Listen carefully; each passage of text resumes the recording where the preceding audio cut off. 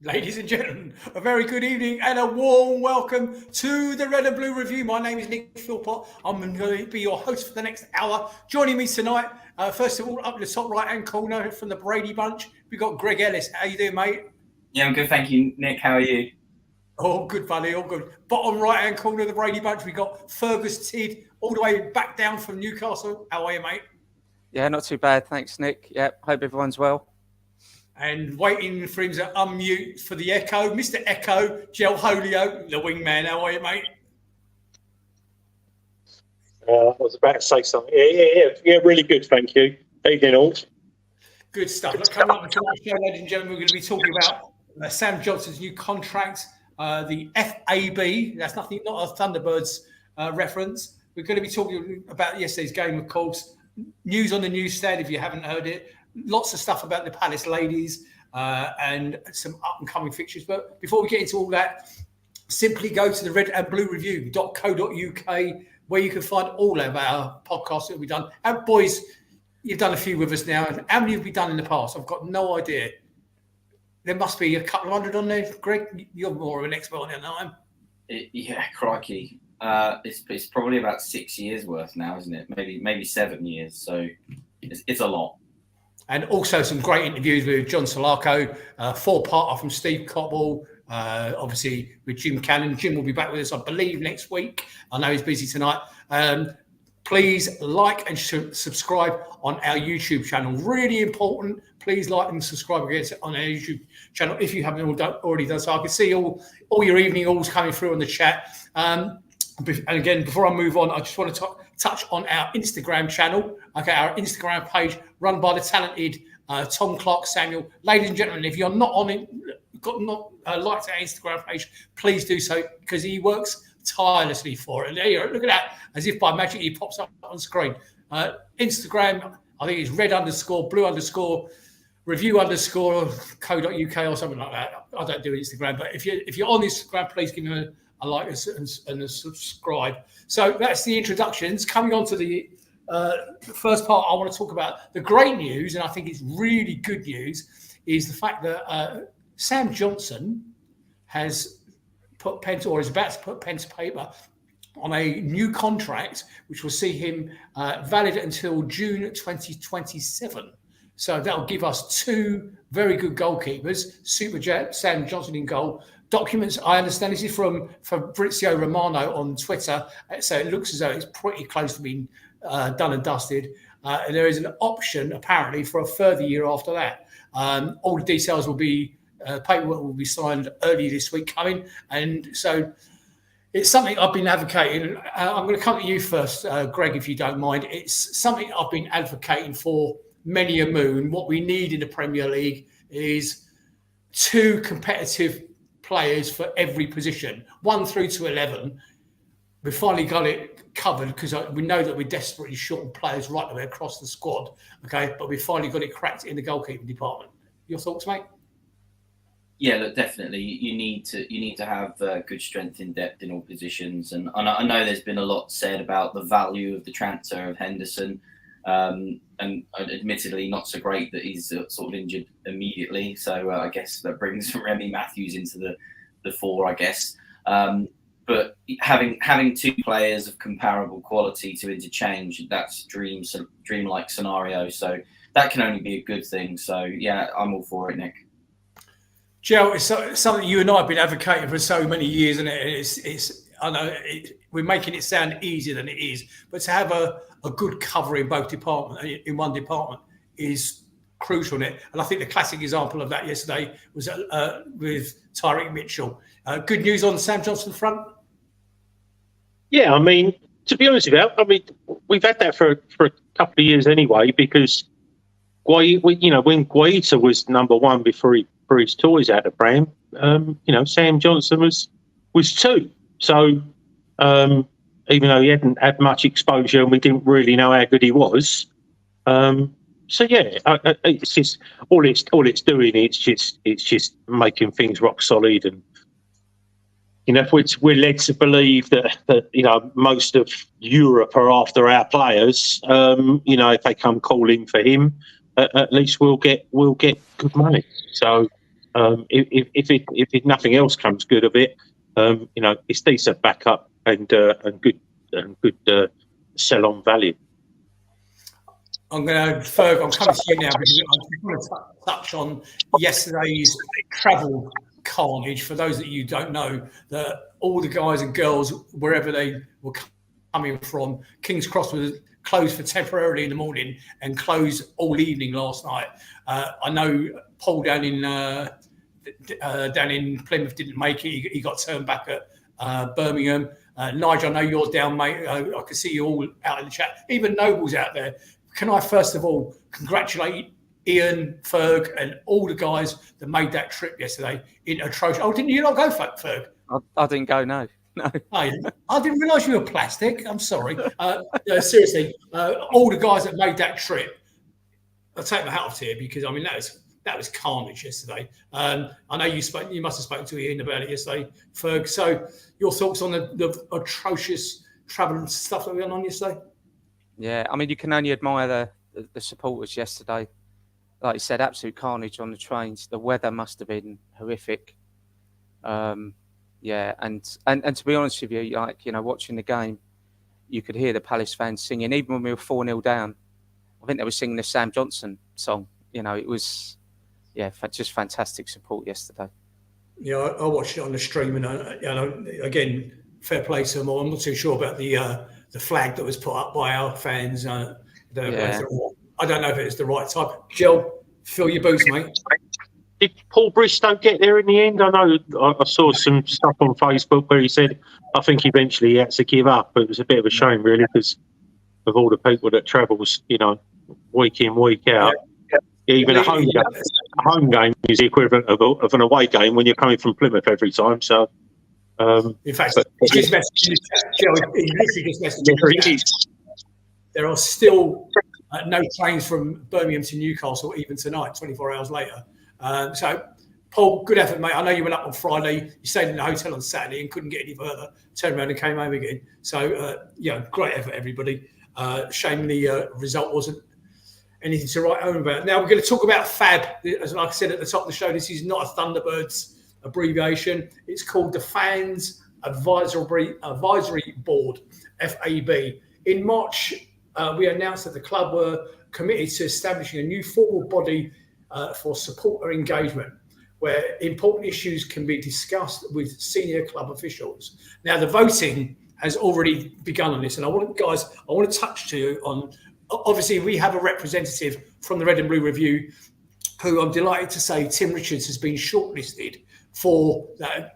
There's a lot of people that did get chopped, including some quality candidates like Grant Saunders and that sort, who got chopped and didn't make the shortlist. Tim, congratulations on behalf of all of us on the show that you did get shortlisted. The voting process, I don't know if any of you are familiar with the voting process, but it just seems so cockeyed. So there's about 4 different categories: season ticket holder, away traveller, gold members, and so you can only vote for a candidate, okay, in the category that you fall under. So, for example, Nick Philpott is a season ticket holder. Okay, I can only vote for the candidates that fall within the season ticket candidate section. So I can't vote for Tim Richards. It's just if you're a gold member, you get to vote for Tim Richards. Ferg, to you, mate, I don't understand the logic behind the voting system. Do you? No, I don't. And I'm the same as you, season ticket holder. And why would you be a gold member if you're a season ticket holder? You've invested more money in the club. So you should be able to, it should be an open vote, really. I don't know why they've divided it all up into different sections. But yeah, I'm not able to vote for Tim because I'm a season ticket holder. It's crazy. Greg, you'd think that with the Red and Blue family, with all the listeners, people who watch the show, we could easily come on here and say, okay, guys, let's chuck our support behind Tim. But do you actually know a gold member within the club? Because I don't. To be fair, I always used to be a gold member up until recently, but because of my kids and my family situation, it's difficult for me to get to games. So I used to be a gold member. But prior to that, obviously a season ticket holder. But yeah, I'm not even a member at the moment, so I know that's pretty poor. But you know, I'd like the opportunity to get to games, but you know, my kids are still small. But no, I don't know any gold members. And Yasmin, hi Yaz, I hope you're well, darling. She just makes a good point in the chat. She said, apart from Tim Richards, she doesn't know anybody that are the listed and shortlisted candidates. It's just bizarre. You know, the people that you think would stand a good chance and would be high profile. And another one that got chopped was Jason Cadle. Why? An ideal candidate, Grant Saunders. Ideal candidate. People that are well known around the club by the fan base. And there's I know we've got Tim in there, but apart from Tim, there are just a bunch of no names. I don't know. What's the point in voting for somebody if you don't know who they are? Should we be surprised though, Nick, with the club? Honestly, it's just the usual. So, Joe, you got any thoughts, mate? I mean, firstly, is it just going to be? You're saying there's a fan advisory board. Is it just one, or is it a number? And if it is a number, how many are going to be chosen? And what do they get that Twitter doesn't give the club every single day for free? Yeah, I mean, you just need the social media team to filter through the F's and B's and stuff, and you know what I mean. And then you see stuff that reporters just come straight in, nick stuff off Twitter, and then report it. So for me, it's just another bit of bullshit, really. Not to sound dismissive. Well, no, it is dismissive. I just think it's an exercise in ticking boxes, and I don't see. You know, we have a chairman who is so headstrong that even if everybody said it's one, if he thought it was two, it's two, and that's it. So, for me, you know, it is what it is. I think there's far more important things that should be going on than trying to sort. And again, I don't even understand the vote. I mean, there's no plastic vote, is there? You can be a Palace fan for 50 years, not be able to get there, live in a different country, you know, and unless you're throwing a bit of money at the club, well, even if you are throwing money at the club, you can't seem to vote. So I'm literally probably the wrong person to ask, Nick, in all honesty. Well, Nigel just said in the chat that actually the voting is for one person within each category to join the advisory board. The actual advisory board was a suggestion set up by Tracy Crouch at the time she was the sports minister, and her work with Kieran Maguire. They came up with, I think it was 40 recommendations, and one of them was to have a member of the fan base appointed to each board. Well, that's not what this is. This is just general stuff from around the club. There's not enough toilets in the Arthur Wait, but as Nigel quite rightly points out, it's one member from each of the categories: the gold membership, the season ticket membership, the away, and all the rest of it gets put onto the board. What they're going to discuss and what they're going to achieve, only time will tell. But I still think they could have come up with a slightly better way of doing things. Yeah, one person I want to give my vote to, and I would encourage any other gold member out there, would be to our Tim Richards, who works tirelessly for the show. And I'd love to support him. And I think he would actually make a very good job of it as well. You know, let's face it, he's not the first person. He's on more than one occasion, he's gone on to Talk Sport and argued the toss with Simon Jordan. He's very articulate. He does a great job for us. And I think he'd be ideal. Anyway, let's talk about yesterday's game, Ferg. Okay, coming into this game, Palace had only conceded 18 goals since Hodgson's return to the club in March.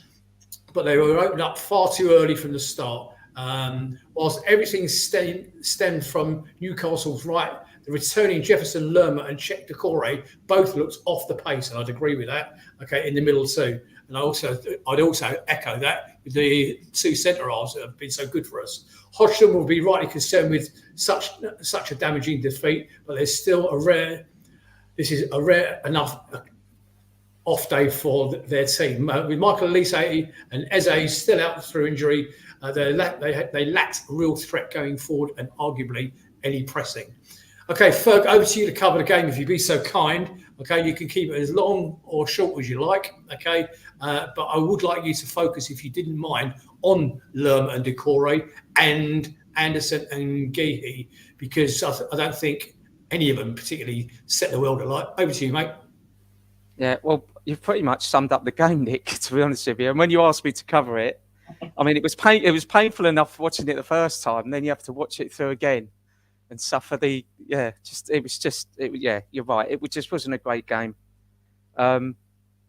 So let's kick off. So as early as the 4th minute, Newcastle score their first goal. And this is a running theme. So our left, their right. I mean, they obviously exploited a weakness that they'd seen in our team, and we've all talked about it before, where, you know, sometimes on that left-hand side, Mitchell's left exposed, and if whoever it is in front of him, Zaha or Hughes or Schlupp or whoever it might be, if they're not working hard enough to cover back, then he's just exposed, and that's exactly what Newcastle did to us yesterday down that left-hand side. I'm glad you. A great place to start, though, because the one thing, and I hate to say what I'm about to say, and I'm going to interrupt you if you don't mind. Gel, did we miss Jeff Schlupp yesterday, giving that coverage that Fergie just rightly alluded to? Depends what Jeff Schlupp turns up. If it's the one that wants to run about like a lunatic all game, or it's the one that just wants to get forward and then just chill on the way back.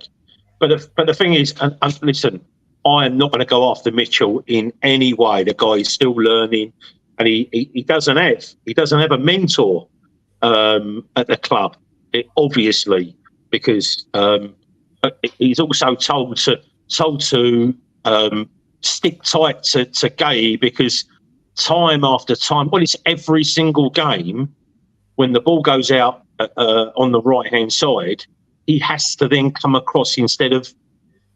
It's quite a wire coming across to challenge instead of nearly being there, and that's not his fault.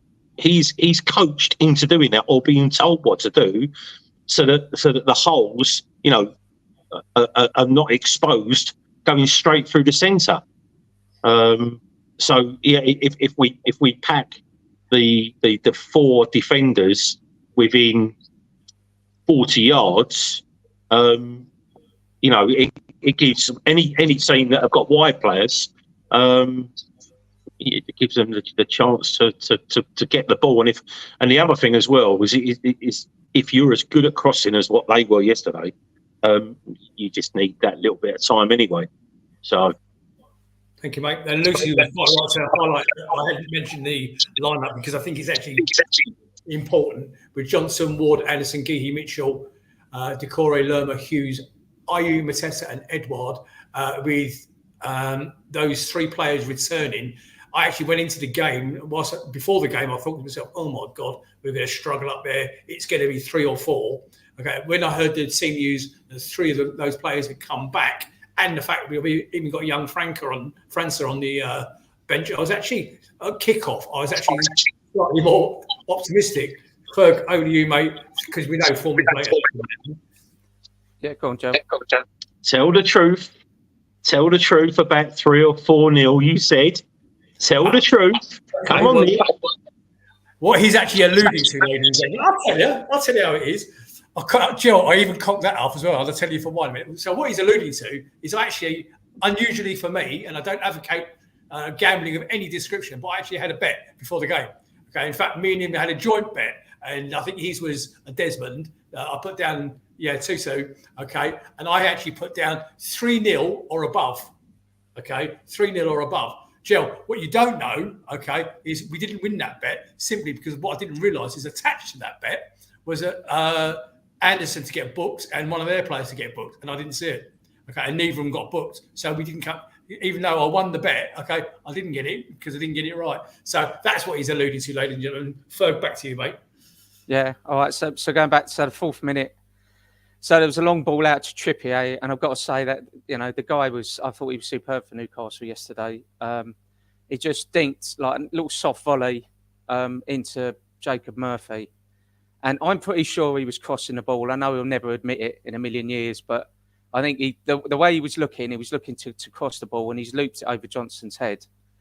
And you're thinking 1-0. I've got to be honest with you, I didn't think it was, watching it live, I didn't think it was offside. But when the flag went up, I thought, well, okay, maybe a bit of luck. But no, we went to VAR. He was clearly onside. So after 4 minutes, we found ourselves 1-0 down.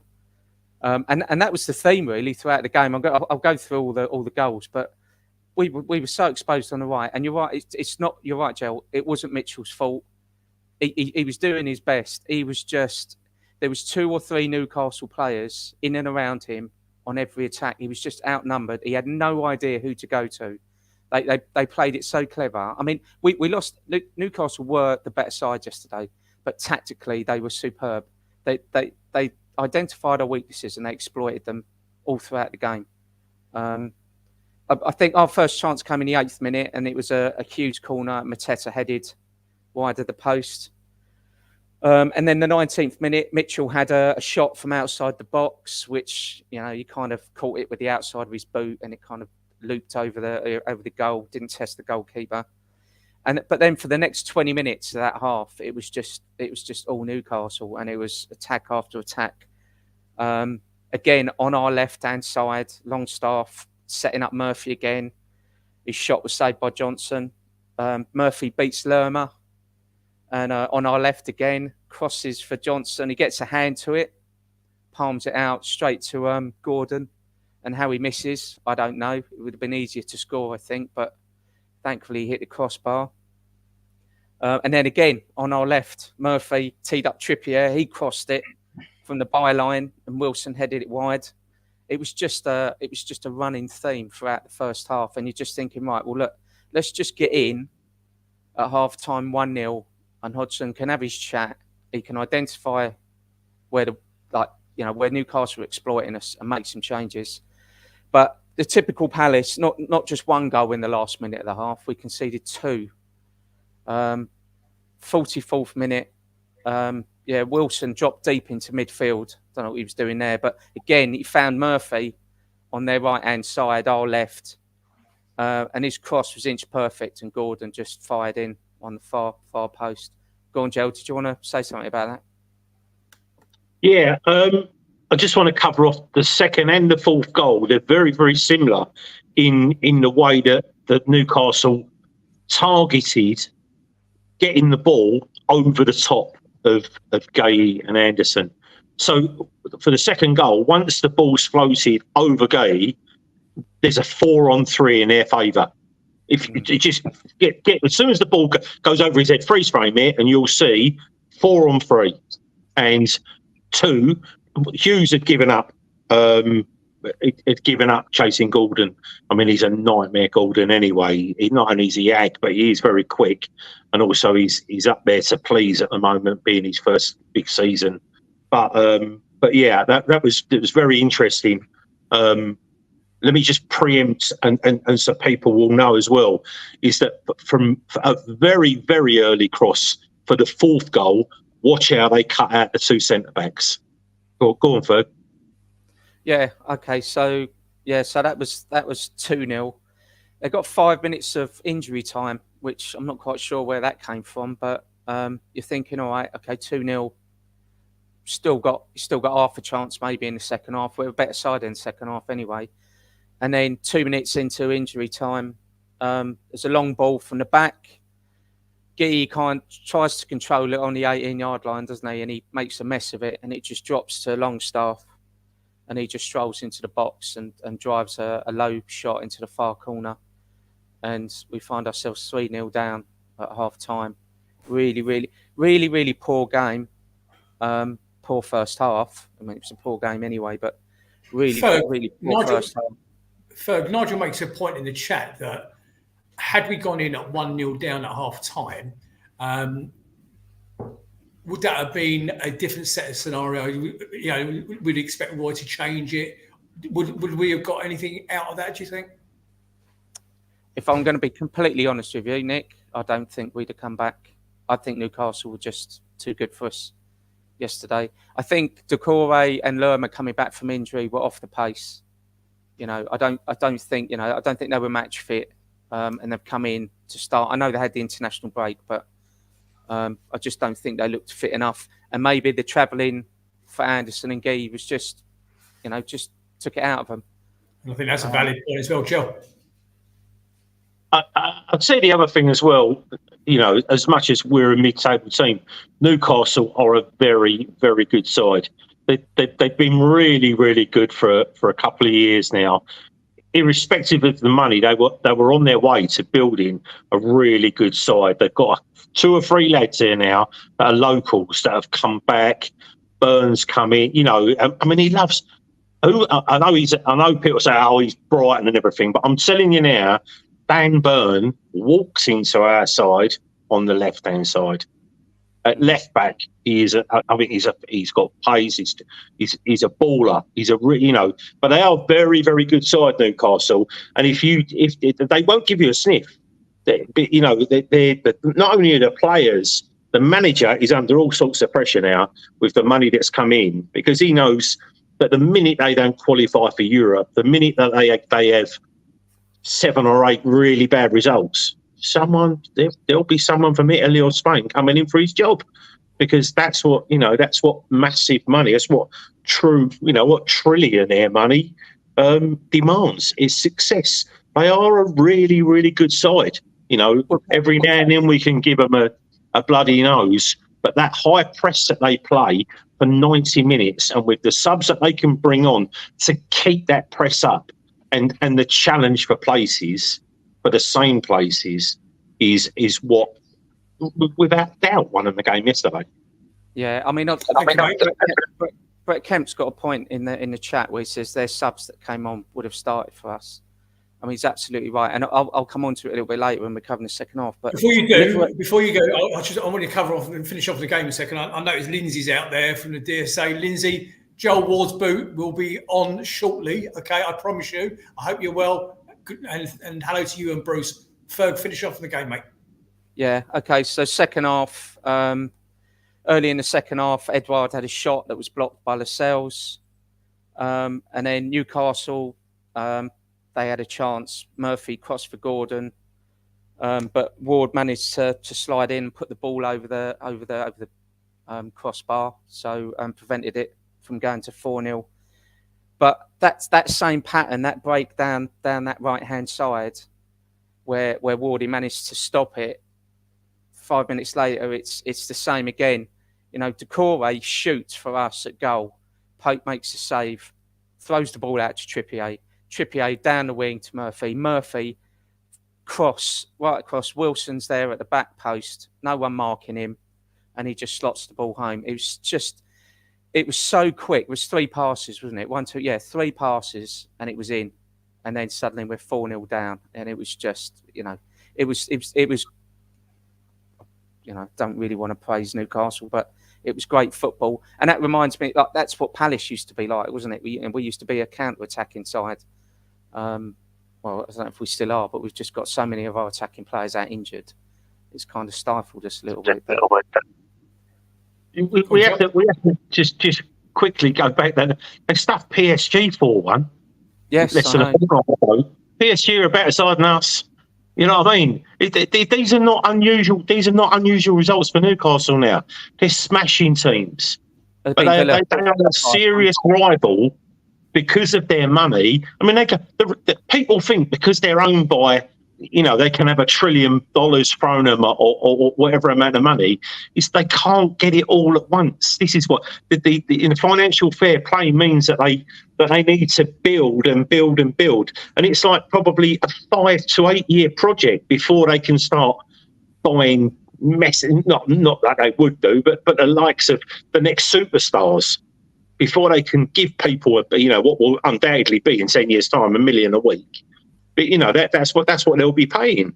But they can't do that for ages because it's a gradual need to build up. But we are playing against a true, they are a very, very good side, a really good side. And they're not where they are by fluke. They really are. And we only had to, like I said, be a little bit off our game. And too many of our players were off their game yesterday. And we were going to get hammered. And we duly did get hammered. Fair enough. Yeah. I'm going to let you finish off on the game, but I'd like your thoughts, please, on what you saw from Matheus França when he came on. Yeah, well, I was just going to say, he came on in the 70th minute for Hughes, and I thought he looked okay. He looked lively, looked skillful. He set back Saki up, didn't he, for a chance? So, yeah, I'm hoping he gets a start next week against Spurs. I'm hoping that he's in that first 11 because we desperately need some sort of attacking talent. I thought Edouard and Mateta yesterday were, well, not so much. Edouard had some chances. I thought Mateta didn't have a great game. Yeah, it was. The other thing I noticed, he wasn't afraid to take that shot on. I know he was about 30. Yeah, he had a wild shot. It went nowhere near the goal, but at least he had the confidence to do it. Interesting that Ian Noble messaged us all earlier on saying that he met up with some of France's family, either up there or on the way up there.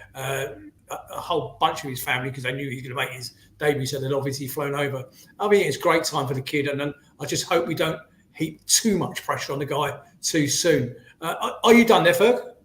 Well, I was just going to mention, like, well, yeah, there was a few chances towards the end. Elman was put through, wasn't he? And Johnson made a good save. Edouard's free kick, another great save from Pope. It was going in top corner, and Pope tipped it away. And then France's, his little dink through, and Maksaki had that shot, and it was blocked by Shah, I think. But I wanted to come on to substitutions because, we brought on França and Ozo. Newcastle brought on Livramento, Tonali, Almiron, Isak, and Anderson. And that just goes to show you just how good Newcastle are to be able to bring on those substitutions. That's the gulf between us and Newcastle. We have to accept that now. Sure. But that is the point, Ferg, is that they are genuinely first team players. They're not fringe players. This is what. Do you remember Chelsea when they built that squad probably about 10 years ago, and every single players were getting upset because they weren't playing, and whoever the manager was at the time said, "Look, you are all first team players, and it's not a case of someone playing better than it. But if I need you to come in, I need you to come in at a standard that's equally as good as what." And that's what Chelsea. That's exactly what Newcastle are building now. When you can bring that Isak on, I mean, he's going to walk into a lot of good sides. Again, Tonali, whether he backs himself to score yesterday, I don't know, but no, you know what I mean. They're bringing on quality, and that's the thing. That's what that's what we need to aspire to. Is maybe not in such. Even if we just get decent players, which I think we've got, but we just haven't got enough of them. I mean, when we've got a full squad, we'll compete with these sort of teams. But at the moment, our two most attacking players out injured long term. Not so long term according for Elise, apparently. Greg, anything from the chat, mate? And Rob Donovan, I did see your message.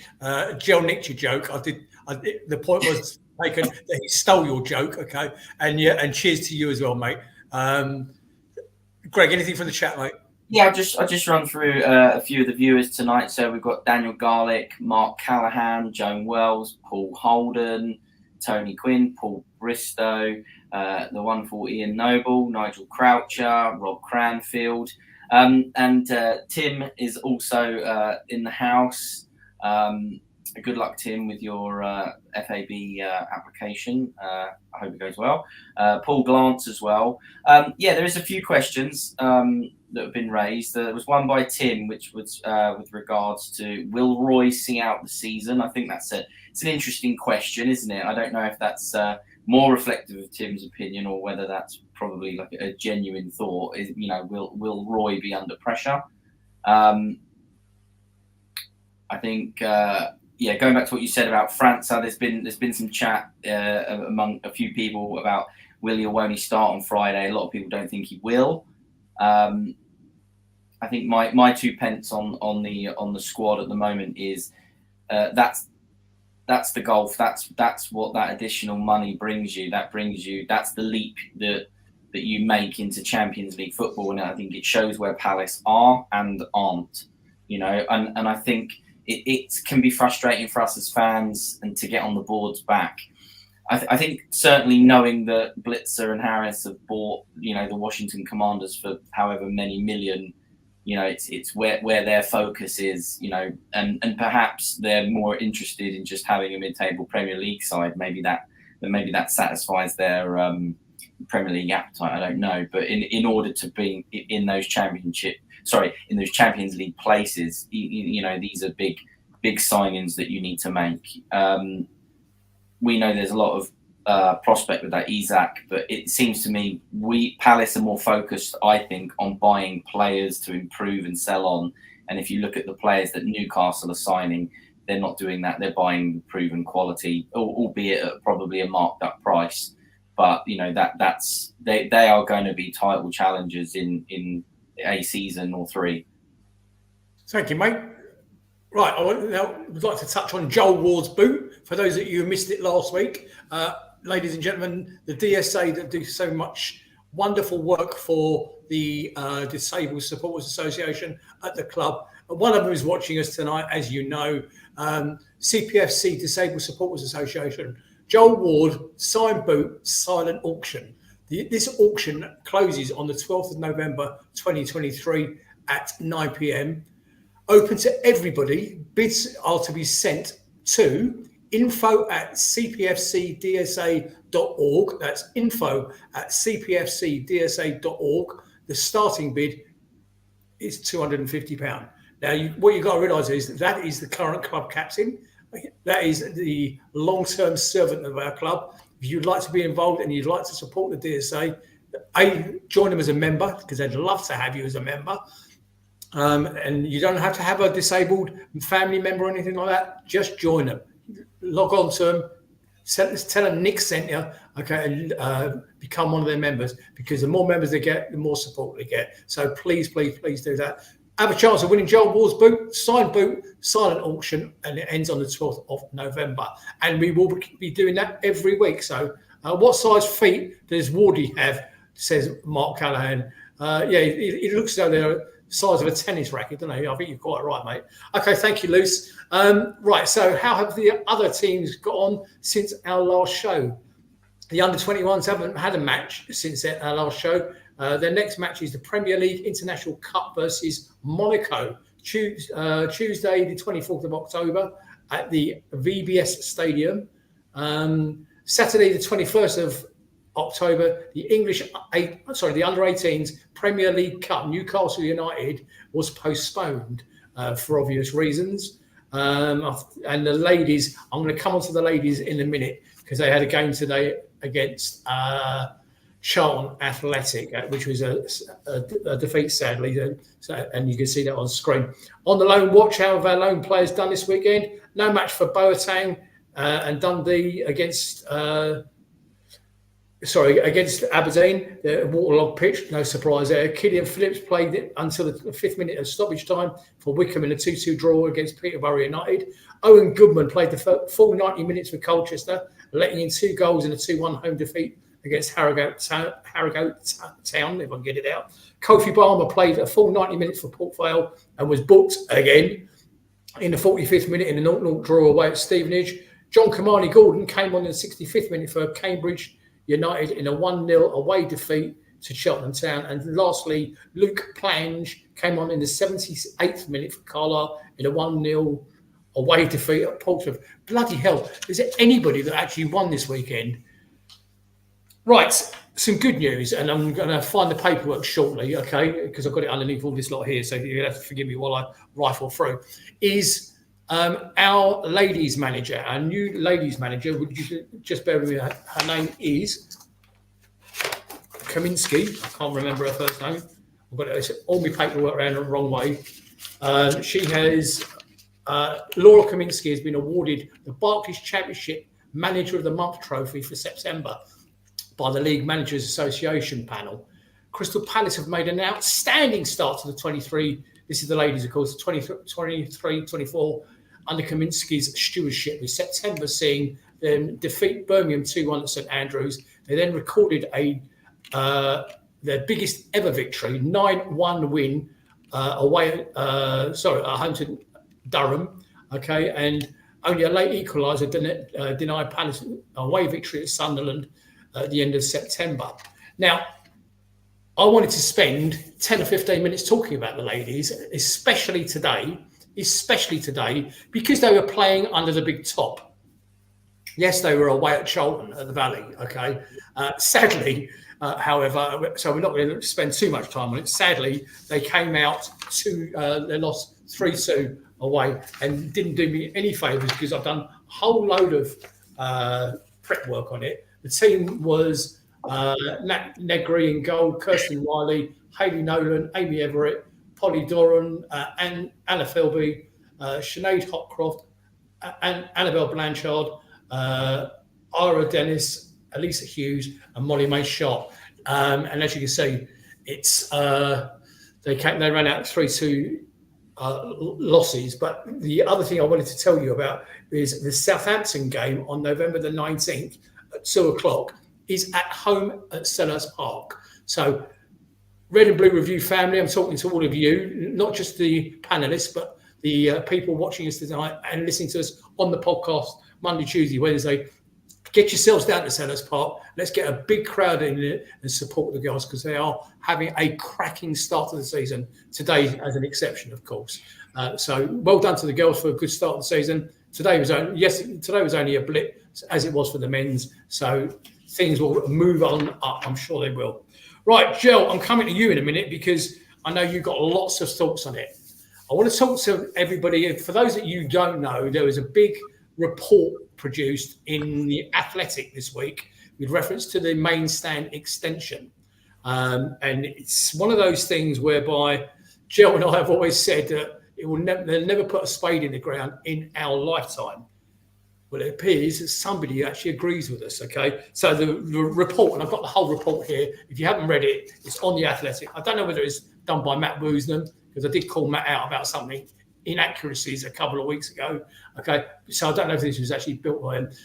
First of all, the most important thing of all, Jill, is the cost of this build. The price has snowballed. They're now quoting £150 million. Bear in mind, we should have had, or allegedly, Parish told us that we had £100 million to build the stand, and that was ring fenced years ago. Okay, years and years ago.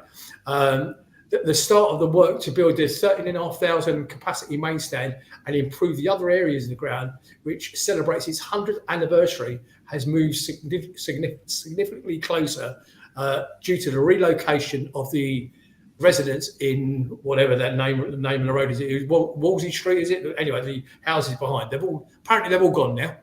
Okay, so they've all moved out. The Athletic can also reveal that Palace are now in the tender process for the main contractor with a view to starting work next summer, and an agreement between Palace and Sainsbury's for the small parcel of land in the supermarket car park worth several £1 million has been resolved. The Mayor of London's office has deferred decision-making to Croydon Council, effectively approving planning permission.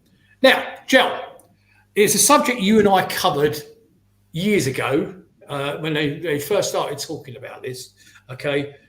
First of all, what do you think of the price of the cost now, 150 million quid? Is it worth it? Do you still think that this will ever get built? I have so much that I can't say about this. And whenever this all really kicked off 4 or 5 years ago and the drawings came about and there was this big fanfare and I said to you that I had someone placed who said to me that he didn't think that there wouldn't be a stand there by 2030. He said 20 years. He said that the old stand will still be there in 20 years. That's what he said 5 years ago. The way that costs have spiralled, unless we literally get billionaires in that are willing to spend money instead of just look at us like we're a little bit of a prize in their portfolio. Then we won't be able to afford. Well, saying that, saying that, we could afford, because I was doing some rudimentary maths the other day. If we sell Anderson, we'll probably get 40 million quid for Anderson. We'll definitely get 70 for Gay. We'll definitely get 70 to 80 for Elise, and we'll definitely get 80, maybe up to 100, and up that sort of for Eze. So I'm assuming that these players do go on and play really well, and then get hunted out by some of the and Decore, apparently interested Liverpool at 70 million quid. So the money is there, but if we got rid of those players, we would have a nice shiny stand in the Championship without a doubt. But that'd be the only way. Literally the only way. Because our main investors, you can't just put 150 million quid into the club. Say the stand costs 150 million, because while you're putting 150 million quid into it just for a stand, you also need to keep investing in the team. So it's a never-ending. You'd be looking at maybe, I don't know, 220, 230 million if you're trying to carry on buying players between 10 and 20 million pounds, like we have been for the last few years. So we're in a bit of a situation here. It's like an impasse, really, between our current owners not investing in the infrastructure. You can invest 25 million quid into the academy. That's been done over 3 or 4 years, and that's amazing. But as we know, we're not going to have a team full of academy players like Man United did. So, Joe, do you mind if I interrupt you, because I want to talk to you? I mean, you've hit on the next set of the conversation. Okay, Ferg, I will come to you. I will come over to you in a second, because what Joe doesn't know is there's actually there's this report that I've got in front of me is a 4-page report saying, yeah, everything's in place. We can start going out and getting a builder.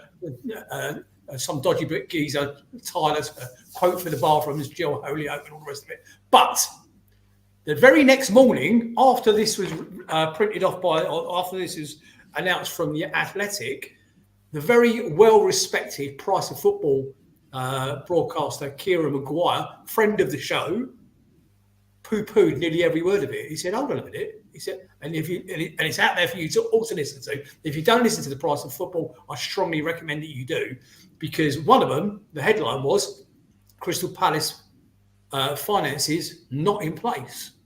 Okay, they are not in place. He said, and his words were something along the lines of, hold on a minute, and Joe's just been alluding to it, which is why I stopped him halfway through talking, is John Textor can't afford the multi-club ownership that he's already got now, okay? So why would he possibly be investing in a new stand or anything to do with the infrastructure when he can't afford to pay the wages at Lyon, okay? Number one. Okay, and number two, he said he's got 2 American investors also on board that absolutely, categorically want out of the club. So there was talk initially of £100 million of this being ring fenced. Joe alluded to the academy. Well, that academy wasn't funded by any ring fence money. That academy was funded by the sale of Aaron Wan-Bissaka to Man United. Okay, and that's what paid for it. That was the whole point of it. Okay, where are the funds, boys? Okay, because we've got 3 of the 4 investors don't want to do anything about it. Okay, and one can't afford to. I think that guy is digging himself into a big hole, that Mr. Texter. But that's one for another show. Folk, you wanted to make a point. Go for it, buddy.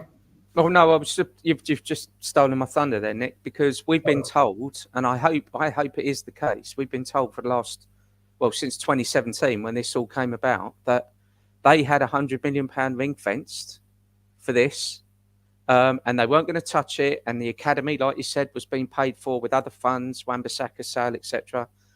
So in my eyes, they've got approval for this build. Okay, so the costs have spiraled. It's an extra 50 million. When I read The Athletic, it suggested that the investors were going to find that extra 50 million to fund the build of the new stadium. So reading between the lines, I assumed, that £100 million must still exist somewhere. I've not watched the podcast, Kieran's podcast, but I will after this. But if we don't have that 100 million ring fence somewhere, I want to know why they've continued to mislead us, to suggest that they do have the money. And if we don't have it, where are they going to find this 150 million from? Maybe the fan advisory board can find out for us. Yeah. Get Tim onto it. Yeah, Tim, phone Simon Jordan tomorrow, mate, and find out, will you? Greg, over to you, mate. I've read the report. It's also, I think it's quite key to mention that the original design, they have developed the design from the original concept. So the additional cost may be down to the fact that they have changed, somewhat their intention. I think the actual stand is moderately different, and also I think some sort of changes to like the back of house areas. So it is, naturally going to be more money if you've changed from your original design concept. So, that's another reason for increased cost. Sure. When you wrap a stand in glass, you can almost anticipate it going up by between 30 and 50%. Over the last 3 years, I can assure everybody that if they don't know, the building material has gone up anything between 40 and 60%. Wood, steel, it's just everything you can imagine. And I think also the one company that I thought we showed interest in, or they showed, wasn't KSS, the stand at Liverpool. Well, they've gone now, haven't they? They've gone. Yeah, I think have they not gone under? That might be true. I heard that a few weeks ago anyway. But I mean, the main word that we were told for the last few years is the money was ring fenced. That's the thing, ring fenced. You said it, Ferg, and that's what we've been told by almost everybody that can have any authority to use that word within the club.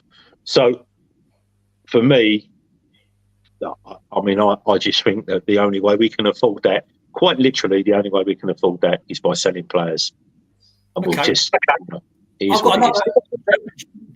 Thanks, mate. I've got another point to this that nobody else has seemed to picked up on, but let's do it here first on the Red and Blue Review.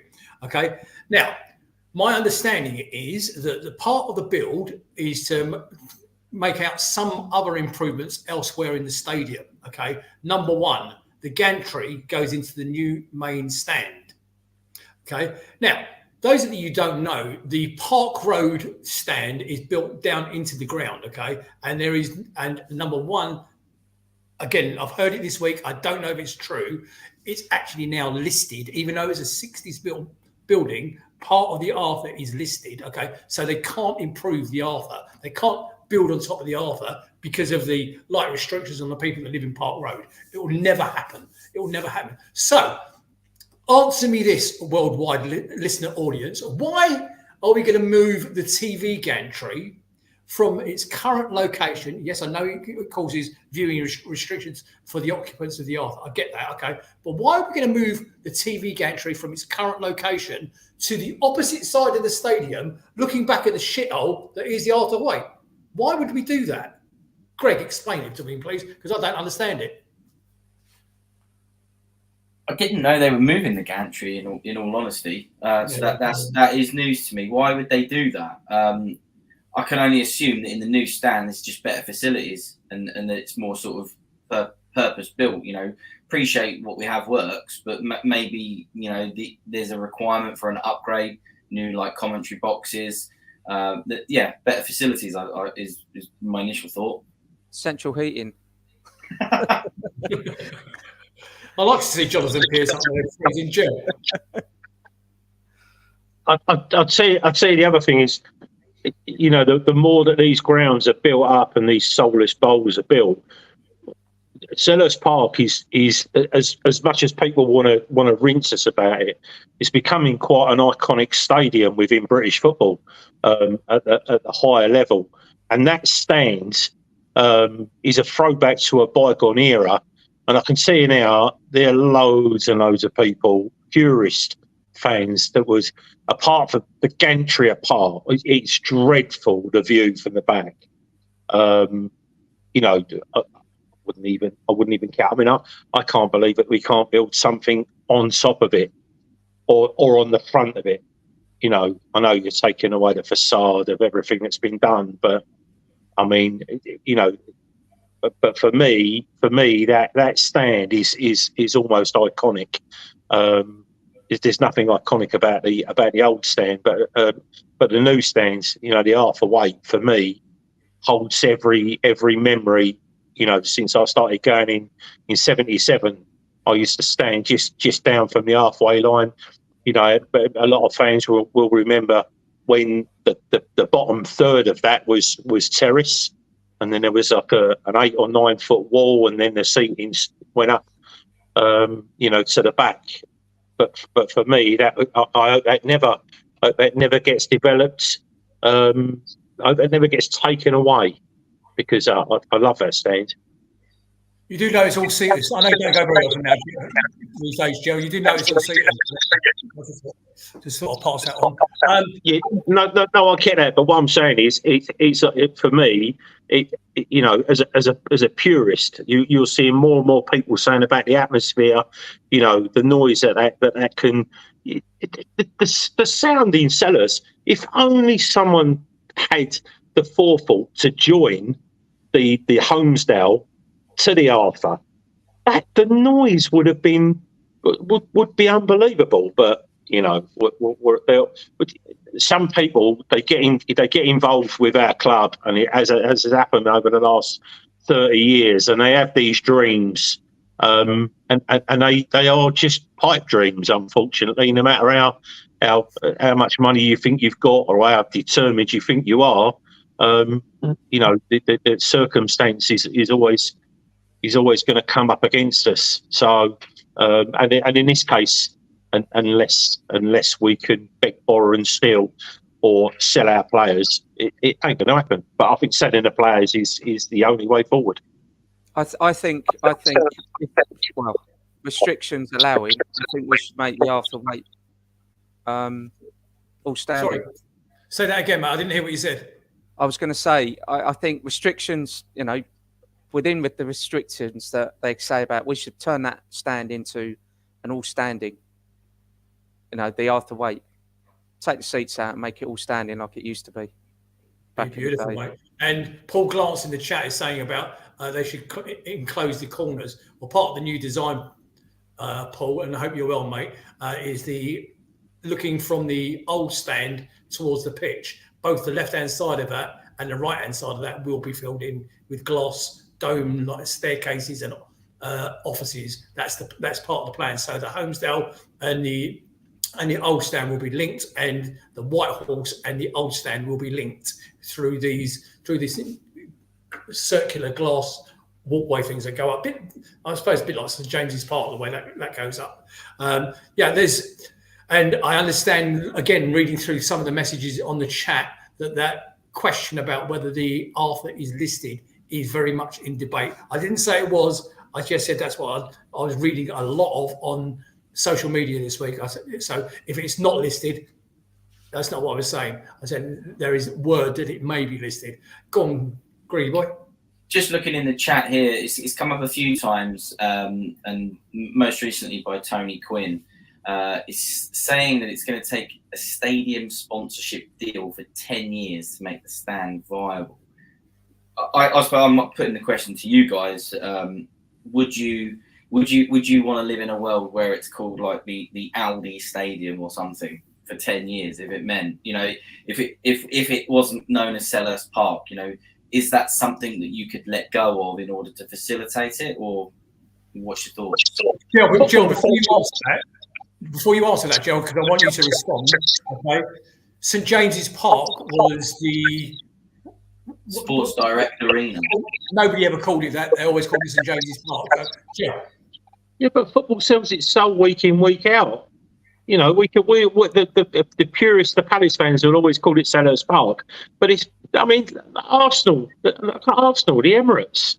You know, they did the same thing. So. it's going to take a lot of upheaval, and it's going to take a lot of what we don't want to happen. If we have to sell our soul, sell our players to move on to a bigger and better stadium. I do get that the thing that we have to make the stadium bigger.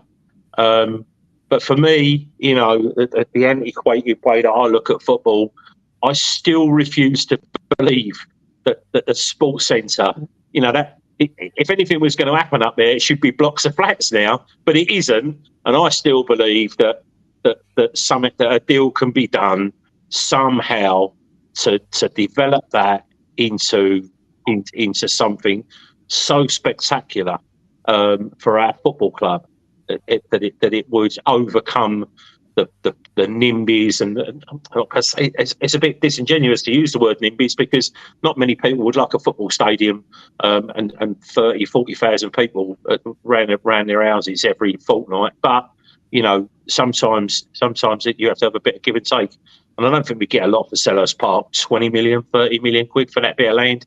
So, but yeah, change. No one likes change, but sooner or later it's got to happen.